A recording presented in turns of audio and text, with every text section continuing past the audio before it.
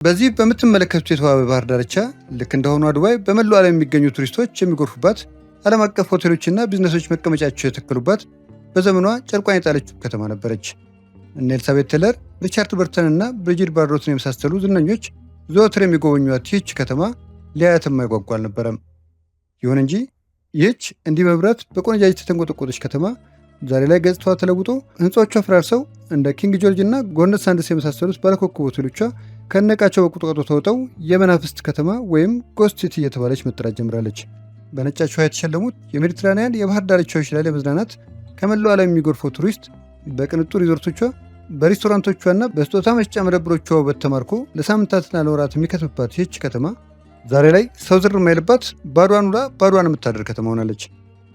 ለዘመናት በውበቷ ስትደነቅ የነበረችው ይህች ከተማ በቱርክና በቆጵሮስ መካከል በተቀሰቀሰ ግጭት ነዋሪዎቿ ቤታቸውን ጥለው ቱሪስቶቿ ሻንጣቸውን እንኳን በቅጡ ሳይሸከፉ ከተማዋን ለቀው እንዲወጡ ተደረገ።